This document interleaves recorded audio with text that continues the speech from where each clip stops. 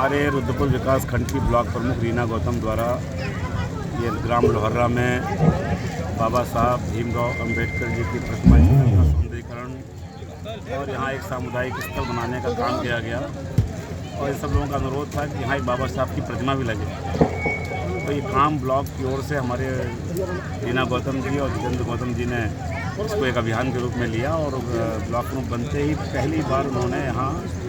बहुप्रतीक्षित मांग को पूरा किया।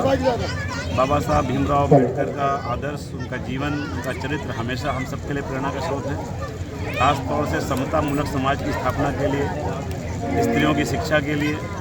और गैर बराबरी के खिलाफ संघर्ष के लिए जिन्होंने काम किया वो सदैव याद दिलाता रहेगा।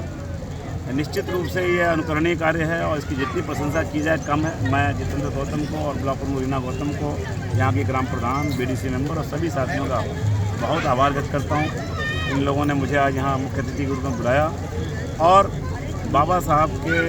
प्रतिमा के अनावरण का अवसर दिया। मैं भारतीय जनता पार्टी की केंद्र सरकार और प्रदेश सरकारों का भी आभारी हूँ कि उन्होंने हमेशा बाबा साहब के आदर्शों को स्थापित करने के लिए अनेक कार्य किए हैं, अनेक योजनाएँ चलाई हैं। खास तौर से हमारे प्रधानमंत्री नरेंद्र मोदी जी ने बाबा साहब के नाम से जो 5 चीज़ें जुड़ी हुई हैं, जहाँ उनका जन्म हुआ, जहाँ उन्होंने लंदन स्कूल ऑफ इकोनॉमिक्स में उच्च शिक्षा प्राप्त की, जहाँ उन्होंने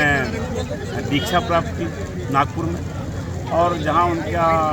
अवसान हुआ, जहाँ उनकी मृत्यु हुई दिल्ली में, और जहाँ उन्होंने अपनी अंतिम सांसें ली महाराष्ट्र में। 5 स्थानों पर उन्होंने महू से लेके जहाँ जन्म हुआ था मध्य प्रदेश और जहाँ उनका अंतिम संस्कार हुआ,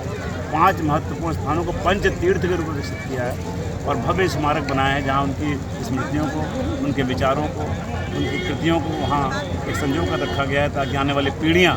उस महामानव से प्रेरणा लें, उनके आदर्शों पर चलने का काम करें।